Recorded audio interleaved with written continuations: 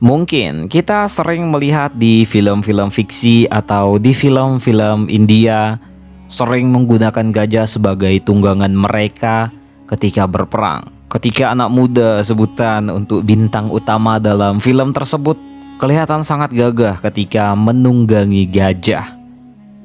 Jadi dalam pembahasan kali ini kita akan membahas tentang awal mula gajah digunakan sebagai senjata perang. Seperti biasa, jika salah mohon dikoreksi, jika kurang mohon ditambah, jika ada referensi lebih, mari kita saling berbagi.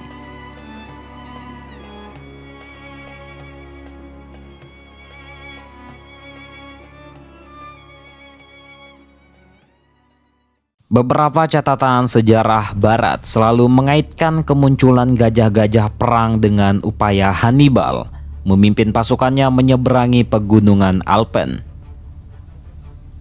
Padahal sebenarnya gajah telah lama dikenal sebagai tank zaman kuno yang telah digunakan sebagai mesin atau senjata perang oleh beberapa bangsa di dunia.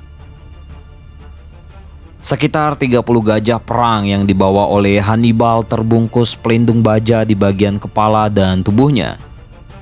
Mereka juga melengkapi gajah-gajah tersebut dengan bilah pedang yang dikaitkan ke gadingnya. Ditambah keberadaan gondola berisi puluhan prajurit di punggung mereka, membuat gajah-gajah itu tampak begitu menyeramkan. Tak heran jika suku-suku Alpen lebih memilih menghindari pasukan hewan tersebut sewaktu menyerang barisan pasukan Hannibal. Diketahui gajah perang berasal dari Asia Selatan, di mana hewan terbesar di daratan itu merupakan bagian penting dari pasukan setiap raja India. Menurut catatan sejarahnya, Alexander the Great menjadi orang pertama Yunani yang berperang melawan gajah ketika melawan pasukan Persia di Gua Gamela pada tahun 331 sebelum Masehi. Berabad-abad setelah Alexander, para penerusnya mencoba untuk memelihara dan memanfaatkan gajah sebagai alternatif kekuatan perang mereka. Seperti yang dilakukan oleh Pyrrhus dari Epirus saat menyerang Italia, di mana ia menjadi tokoh pertama yang membawa gajah-gajah itu ke wilayah Roma. Ketika bangsa Seleucia, Suriah memblokade persediaan gajah India, Ptolemeus dan orang-orang Kartago beralih menggunakan gajah Afrika. Mereka menggunakan gajah dari hutan yang ukurannya tidak lebih besar dari gajah lainnya. Gajah Afrika ternyata tidak cukup besar untuk mengangkut gondola, sehingga para tentara terpaksa harus berjalan kaki untuk menunggangi kuda untuk melakukan perjalanan sebelum berperang. Bahkan menurut sejarawan Romawi Polybius, gajah Afrika tidak memiliki semangat bertarung. Seperti ketika di Rapia pada tahun 217 sebelum Masehi, gajah-gajah Afrika berbalik melarikan diri saat berhadapan dengan pasukan gajah India yang lebih besar dan bau. Memiliki kulit tebal yang dapat tahan terhadap serangan panah membuat gajah dapat menyebabkan kekacauan pasukan musuh.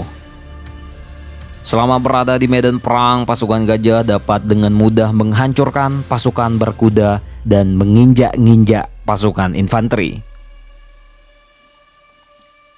Namun sayangnya gajah menjadi hewan yang sulit dijinakkan, sehingga tidak banyak yang bisa ditunggangi. Peristiwa itu pun pernah dialami oleh pasukan Alexander di Hydaspes pada 326 sebelum Masehi. Saat itu mereka terjebak di antara gajah-gajah mereka sendiri yang lelah dan panik sehingga sulit dikendalikan. Banyaknya tentara yang mati akibat terinjak-injak hewan besar itu membuat Scipio menerapkan metode menghindari gajah-gajah kepada pasukan Romawinya. Cara itu berhasil diterapkan saat berada di zaman 202 sebelum Masehi. Terlepas dari kekurangannya, sebagai senjata perang, gajah-gajah masih digunakan di India dan Asia Tenggara sampai akhir abad ke-16. Akan tetapi seiring berkembangnya teknologi artileri, gajah sudah tidak cocok digunakan sebagai senjata. Dan kini gajah menjadi simbol perdamaian. Tentang ini bagaimana menurut kalian? Coy.